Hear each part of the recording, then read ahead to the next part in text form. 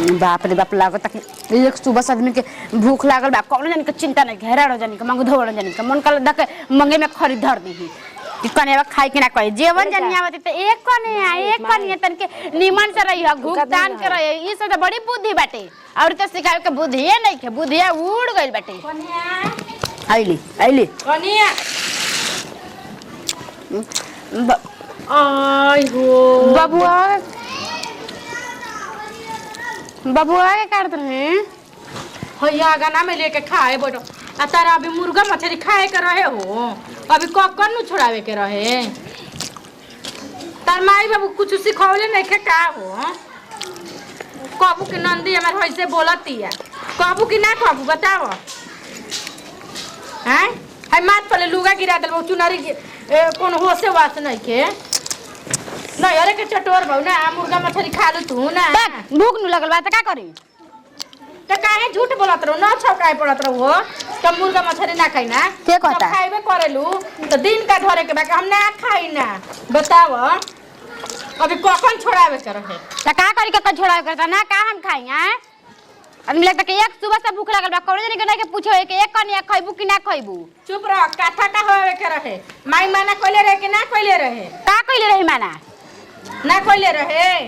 तारा कभी दाल में का पूरी न टुंगवावे के रहे आ तू मुर्गा लेके खा लेल वही इतना तक मुर्गा बन रहे तब खइले बिना मरी का हम आ ओ जे पूरी आ जाउर धइले तारे ना लौकल है पूरी जाउर हमरा ले ऊ खा चाहिए ई खाए त बते त बराबर बाटे एका से मुर्गा ना आदमी लेके खई हन चिल्लाई मत जे ठीक बा नहीं बड़ू का हो हमारा घर में देखी राठी जी हमरा कहन त जानते रखी हमरा के कह दिन तब कहबो मत करम दोबारा हमरा के आ कौन तारा कहियो सो के तू गौना हरिन कनिया हड़ू मत कहसम काला बिना जरूरत रखी जाए जैसे बाप रे बाप त निकल के दिन त 2 पीस काय के दी अभी आदमी खाए के बड़ा ना तारे के दी मोए जाए बुद्धि त तनो को हइए नहीं के माई सोचले रहलिया कि चलो कखन यही लगले छोड़वा दे यही लगले तारे के गुरमुख करवा दी हई गाय गोरु के मांस खा लेलू अभी ये करेजा खा ले रह तू करेजा वा बापा भैया के तू बोल बुझे त कहे के बोलम हम हरे तरह पे आ जानी हमें बुझाते बा के कैसे ना घर के होड़ू नंजतिया में जैसे करेली से उहे छौगा धइले पाड़ू अच्छा बड़ा त नहीं बड़ घर के बोल जे ना देखत नहीं के नान के बुद्धि देखा देले हमर भाई ना पसंद कइले रह तू हमके बियाह ना कइले रह कहत रह जा कि बड़की अखियो लेके छोड़ दे रे छोटकी अखियो से बियाह कर ले हम ना जाने के हाही आ गई माई ए माई तू ही कह के रह जे तू भैया पे काहे का कइलू जब इतना शासन चलावत रहू त कर जका जरा नहीं काम करत रही सने घर में बताव आदमी खइया ना हो दादा खला में मर जन टूट जी हने बतावा हो इहे नु कहाला नाय न कने आइल भाई निमन दूध बुद्धि रहला त घर परिवार खुशी रहेला तो सुने में आइल हमारे कान में भरना के मिला के बहुत चाहबाक बिया कैसे कैसे बोली बोलता ये भगवान जी हम तो सुन सुन के चंभू बनी एकदम अरे भाई का ये न कहाला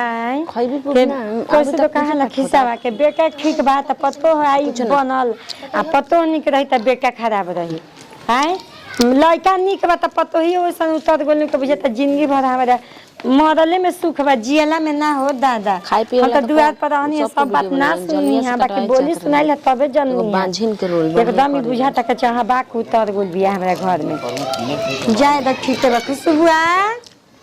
खुशबू हां नहीं का कहतैस रे डकमिस दे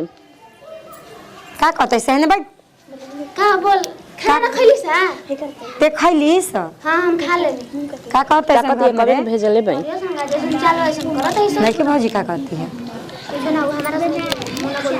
मुंह चमकावत है तो हम का बोले जाई आ दीदी कहां बोल बैसल घूमत है सन हम अपन घरे खाए बाप रे बाप हमार तो सुन सुन के एको बात दिमाग में इतना टेंशन हो जाता नु कि हम का बताई कतनो सोचता ही कि चला अब ना बोलम सुधा जैसन ई काहे के सुधा दे जासन थंबल में ना रही ना तू चुपचाप रह हम बानी ना वीडियो में घुस जे कोनो चीज के टेंशन के लेके जरूरी नहीं ए तू तो कुल बुझे त पहाड़ कांग लेबू ना चाची मोबाइल बने बोले के लूर नहीं के कहा ला पकड़ कहीं ना बोलन मुर्गा पूरा खा ई त बुद्धिए नहीं के काय उनका कना सिखैला है कि पूजा पाठ करे के बा और बाकी भौजी कहां भी रे हां सिखो अब भागी मत आ का करत है वो ई भी घर में नहीं खे निकलल जात का हे बेरा से नींदे लगता है आके 5 बजल। हमारे घर के चाले बेहात बिगड़ गइल बा एकदम खत्म हो गइल। आइलो लक्ष्मी जई हन का रे अंजलि कहते ना तो साली हो जा मुर्गा मार खाता है हाँ? कल के नहीं कि का अंजलि कति भाभी कति काम करो देखो सर अंजलि मार भाभी कति काम अब करो हम का करी आ तोहनी के कहां से आगुल रे कहां से आगे सन नहीं न कने आइल भी त के घर घुस जेबे सन हम नहीं खिता तो मैया जाय दी केहू के हम तो जाने तो माई तो बुआ के डाटेली खोरक ले हम बाप ये कहे आई है देखिए नु एक नंबर के छाट बदमाश होई बतावत हो और माने हमें घर में घुस के देख लेते संगे नहीं न हरल बे का करते का मैं घर के परिवार नु खराब बउए आई पूछत नहीं बाकी ले तो मोबाइल बुझी हट पहिए संद का करी ते घरे रहते कौन काम के बनल त एगो उतार गोली सन तू बनले बाऊ ना जैसन करनी वैसन भरनी बुढ़िया हमरा से कहत रही कि आई हो दादा इहे एगो तो हमार पतो है बिया अरकी में उतारत तनी देखे गइली त हमारा के 6 नंबर में फेंक देली काहे ये से कह जाला कि जे जेतने बढ़ के अत्याचार करेला छोट उतने आई त एक दिन धांस देलस ठीक करत ये कराही में से निकाल के पूजा करे हमारा कति बनारसी साड़ी पहिर ले कथा सुने के बाद बैठ के पीछे मरद मेरे अब कौन कथा सुनवई हसन सुनी हसन बढ़िया त तराई रही करत तो गोतिया पटीदार के बात हो गई का हो गइल हो का गोटिया पतिया करे लगलू हैं कहाँ गई रही रवा कुर्सी लगे कुर्सी लगे तो मान लो कुर्सी ना लेब बैठल जी कहवा सब मिलल बा पर सब बहरिए धइल रहे तो ठीक है नु बाटे लगे गई रही तो पूजा पाठ ना हुई अब का है खा लेली महारानी कौन हो नहीं की अभी तौन खल्ला मुर्गा के गोड़ी खैला है जंघा लेग पीस आ फिर पत्थरी करेजी ओकर मुंह सब खा गई पथरी हम अपना खती लाई रही हैं कैलू लोग डरामा घर में हैं आवते आवते ये एकरा कहत नहीं जी कि कल्लू डरामा माई के समझाई माई जितना लेके उड़त रही त अब आइल बिया डायना काटे वाली डायने में के बार मार दी गोली की उड़ जाई हां सहारा के आई तो कैसे करत रहे अब करो अब देखो ना देखो नु हमन के डाड़े डाड़े बुढ़िया कहत रहे कि चलत नहीं त आइल बिया एगो पाते पाते चले वाली जितना हमनी पते अचार कइले बारी हे दुर्गा माई कहां सुतल बाड़ी उनका पर परो आ परबे करी कह देली से घर के ना अब पंडित जी आई बन तो का कही हम उनका के आइल बनी आ गई हम जाते पंडित जी भी कह देतनी छिपैसन कि औरत के कुछ हो जाला तन पूजा पाठ ना करवाए के चाहिए उहे हो गइल बा हम जाता नहीं कह देबे कि मुर्गा खा लेबे पंडित जी रहुए जी से धोते उठा के भागी ना त रहुए के नाश हो जाई ना छोड़ो काहे के तू जीव कहे छोड़ा ना जौन जैसन करी वैसन ओकरा मिली मते तू काहे के कहे जीदी हमरा तो हंसियो आवत जी एगो बात सुन के बैठ के खात रहे आ कहतिया औरी का त ननद बुची गइल है काहे खादी बुनिया पड़ी बनी 1 घंटा के बाद तो हम 1 घंटा के बाद कथा पर बैठम हां मुहे लड़ावतिया उहे असली बाप के धिया बिया हमनी के त जी को नकली का त बन गई रही जा नकली असली के बात नहीं के साफ मर्दे उ राक्षस से का आइल बिया रे मर्दे हमरा घर में हैं लाइल बिया खुरपा वाली दांत वाली आइल बिया जन्नी या सुअर के आँख वाली आइल बिया ताकि ते के बार ओनिए से छुरा भला ले ले आ पेर दही तकी हन जाता देखे तो हमरा वही घड़ी बुझात रहे जनता लोग कैसे ताकत रहे देखो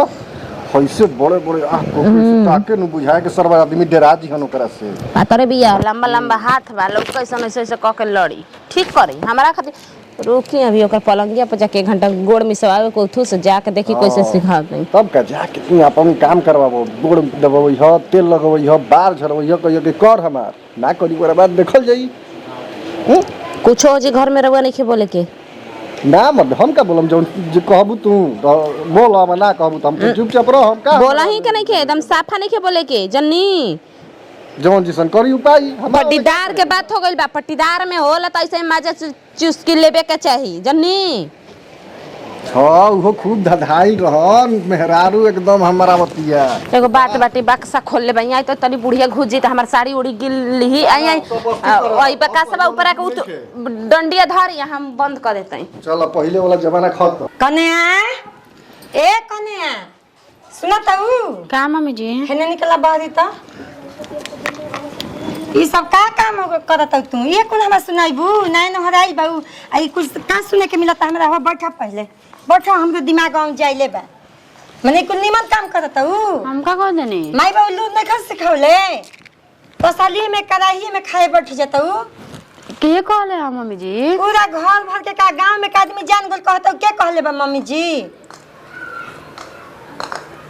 एकरा मतलब वो सब कितना अच्छा रंग लगा होते हैं जो हम खइलहु बानी लोग सब देखनी है आगे के सामने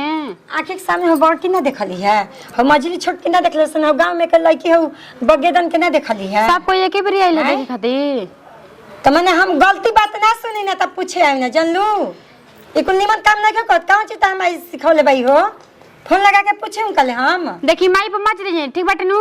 तो का कर लेबू जब ना तब माई पर लगता जेत रही जरा वो सब हां तो माई के जमल हो तो माई पे ना जाई तो केकरा पे जाई गांव में के लोग पर काम के लोग पे खात देखले है सुरातिए बगे लूर बुद्धि नहीं खे त का करी भूख लगर त ना का खाई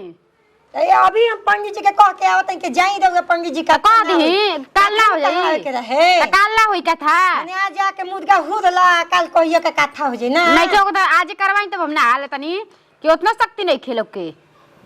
मने सांझे वाली कने आ बिहाने ई लड़ लगली है निमन काम बा गांव घर में नाम हंसवा दे का कर मार के बगेदम का हमरा के बताई ना हमार चलते रहित नु हमार रखे के रहित ता कोई घरी ओही गोली अरियात दी थी जानलू के हमरा कर आती है दादा के कर पैदल ले ले बक्की हमरा कर आती शादी बस की आई तो यही तरह नहीं की बा ए लोला पर गुजारा बहुत जन के ना भल 6 महीना कुल जनी अली जाए जले गोली जाई ऊ गांव होगे जानलू ई ना के जैसे करबो वैसे में राख ली हन कर ना देखी ता कितना दिन चलते चलत हुए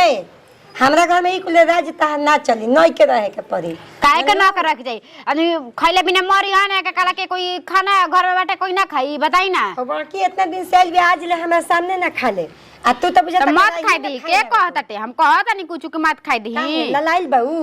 खाए के नहीं मिलल नाम ले रहे तो हम रही नु हमारे कहल हम फल फूल लेके खियौले रहती बड़ा रहुए शक्ति बाटे खियाए भर सुने के फल बउए एकदम सत्यानाश क के धइले बहु तू जेका ना कहे के हंसे के ओकरे ले हंसबाव तू खूब निमने काम करत तू कर फायदा होई तो फायदा दकार हो कर के आवे के बाटे दुआर पर जब चढ़ के जब जानते बनिए के खइले अस्त कनिया त अरे एकरा में भूख लगे खा लेनी त एकरा में का बात के बतंगर बनावे के बाटे